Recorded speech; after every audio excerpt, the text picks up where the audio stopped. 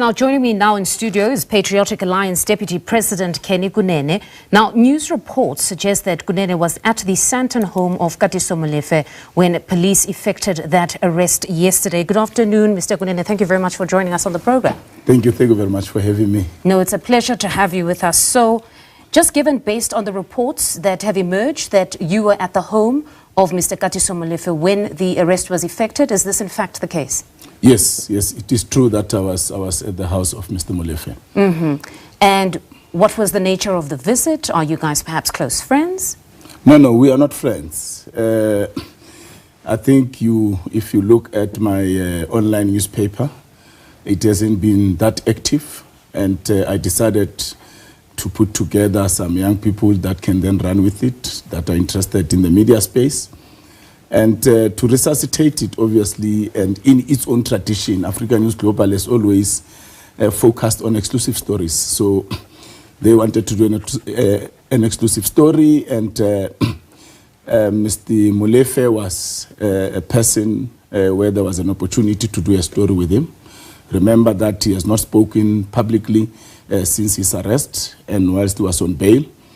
And so I facilitated with somebody that I know that knows Mr. Molefe. And Mr. Molefe agreed to do the interview, and the meeting was facilitated. So you were there essentially as the editor-in-chief of the newspaper, facilitating an interview exclusively? No, not as editor-in-chief. I am handing the platform as the owner to these young people, because I don't have time for it with the work that I'm doing in the city. And but these matters are very sensitive. So the person that facilitated said, you have to bring the journalist, which I did. He sent me the address, and we followed that address. In fact, he sent me the first address, and then he said, no, don't use this one, use this one. It was just a question of street or road or something. So we used the address, we got there. We drove in. As we're in the driveway standing, I don't know if it's the son or one of the boys came running and saying, the police are kicking the gate. And Mr. Molefe came out and they said, no, open the gate. So just for clarity, you were yet to enter the premises as well. Is that what you're saying? No, we're inside the premises. So you're inside the premises? In the driveway. Okay, but there's two of you inside now. It's you and the young journalist you have come to introduce to Mr. Molefe. No, it's me, the young journalist, and the person that is coming to introduce us to Mr. Molefe. All right. The person that has facilitated for the interview to happen. So before we could even go in the house or sit wherever we're going, the journalist will do an interview, then the police arrived. Rifles, Casper, V-classes, and they then asked who is the owner of the house. Mr. Molefe said, it's me, and then they handcuffed him, and they then wanted our particulars, and they called me to ask me these questions, what am I doing there, and I explained to them. They asked me if I've got the number of Mr. Molefe, they want to see it. I said, I don't have his number. All right. By the way, you can take my phone, punch his number, and see if I have it. How did you get here? I got here because this person sent me the address. And I can show you on my phone. I got the address and I came here. I just arrived. When you guys do your drama, I've not even been offered water. So they then asked for my phone. I opened it, and they saw that the message with the address, with the two addresses, came from the gentleman who said, Mtumande, please use this address. And that's how I got there. So the person who was facilitating the meeting, what was told to you as the reason for you being part of the meeting? Because you could have sent the journalist nevertheless to do that job, I suppose. That he could have gone alone, or did they need the owner of the newspaper as well to be part of the meeting? I just want clarity again on that one. It's a question of relationships. The matter is very sensitive. The person has not done interviews, but he was fine to do interview with the publication that I own. But as I said, I am now handing it over to these young people that can then run with it on a daily basis. I'm going to give the directorship to one of them or two of them. Then they can run with it. I won't be involved. Okay. So it's a question of relationships where, and I'll make an example. Steve Mutale wanted to interview President Zuma some years back. And President Zuma was comfortable, no problem. But I had to take Steve Mutale there. So it's a question of relationships. So your presence there almost elevated at least the importance of this interview, you believe, even though, according to you, there's no relationship with you and the person who was going to be interviewed. Yes, just that the owner coming meant something to him. No, it's a relationship issue.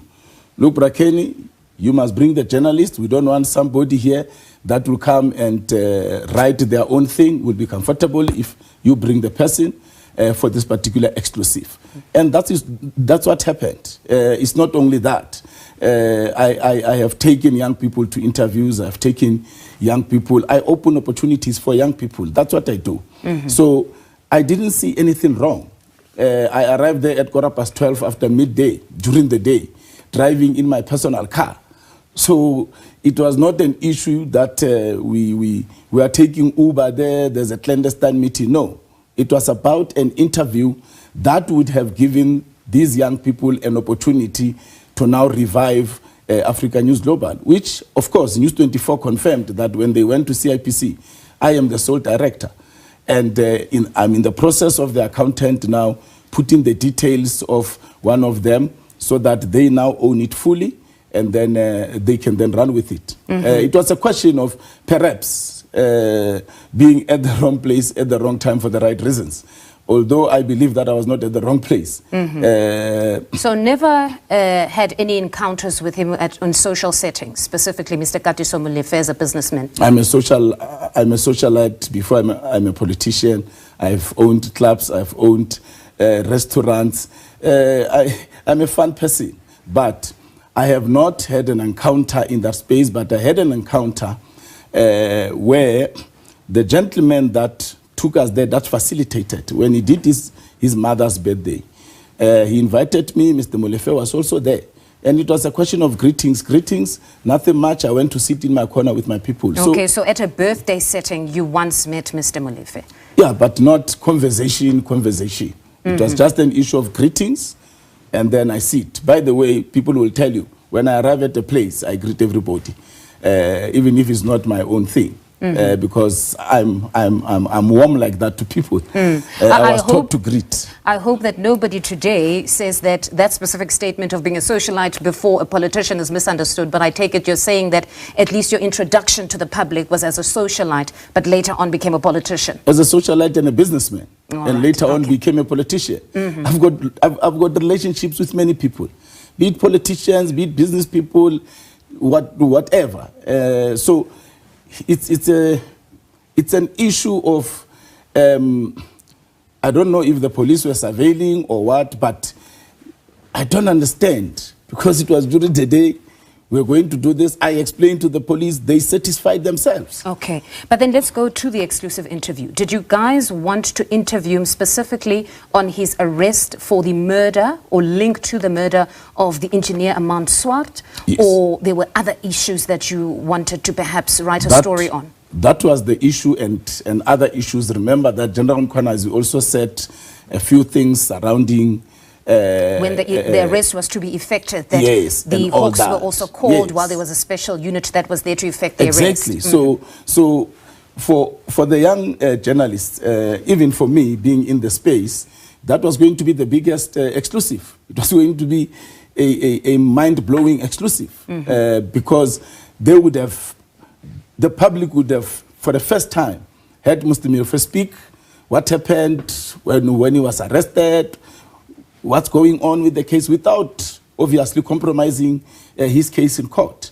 But so that was the exclusive. You saw. But in hindsight, given everything now and the uproar even on social media, because we've got here an MMC who, yes, in his personal capacity and running a business on the side, had gone to try and get an exclusive interview, it almost embroils this official into this whole saga where the proximity of you and this man is being questioned. Is there perhaps in hindsight a bit of regret, perhaps to say maybe earlier on you should have decided to rather quickly allow the business aspect to run itself so that you don't find yourself in such situations, because now clarity is sought as to the extent of this relationship? But I'm handing the business over to young people, and I must hold their hand. I'm the sole director, so I must hold their hand. So there's no regrets, really, because I didn't go there for anything wrong. And as I'm saying, the police were there, and the police asked pertinent questions to connect me to him. The first one was, do you have his number on your phone? I said, I don't have it. I said to them, take my phone and punch his number. They said, no, we believe you. Then how did you get here? I showed them proof of how I got there. The police were fine. So the police, at that particular time, established that he's not my friend. We are not business partners. But if I were friends with him, I will never deny my friends. If I were there and he was my friend, I would have said he's my friend. If I was there because we had a business dealing, I would have said I was there because we have a business dealing. The man is accused. He is yet to face a court of law. So I would have said, yes, indeed, he's my friend. All right. I would never, ever say somebody's not my friend because I'm a politician. Now, on the case of Advocate Godfrey Lebeya, we had him a bit earlier on now. You also touch on that element that when they were effecting the arrest, there were the hawks that were called, and General Lebeya was called by a friend, I suppose an associate of Mr. Katiso Molefe. So you're saying, because this is a question it would be remiss of me not to ask, you were most certainly not the person that would have called as a friend, associate, or anybody that is linked, that could have called and said, there's a gentleman here, Mr. Molefe, they're about to arrest him. These people are representing themselves or introducing themselves as being sent by the Hawks. It was most certainly not you in any way. Calling... No, it's important that we ask these questions. No, it was certainly... Look, it was certainly not me. I don't have the numbers of General Lebeya. I don't remember having met him... but it's certainly not me. How would I have known that the man, the people are in his house if he doesn't have my number? Molefe doesn't have my number. I don't have his number. Yeah. So how would he have called me to say there are people here? And you've clarified that you're not friends. You met once at a birthday party, and it was just a hi. Yes, I greet people everywhere. I was raised well. So, and I'm repeating, if this man was my friend, I would have said he's my friend. Because Kunene? I don't like to lie. Mr. Kunene, thank you very much, and for being the person who initiates and wanting to come to set the record straight yourself pertaining this businessman, Katiso Molefe. Thank you very much for joining us on the program. Thank you. All right, there you have it. That's MMC Kenny Kunene. They're also Deputy President of the Patriotic Alliance, just giving clarity, at least to the extent in which he's linked to businessman Katiso Molefe, who now stands accused for the murder of DJ Sumbody.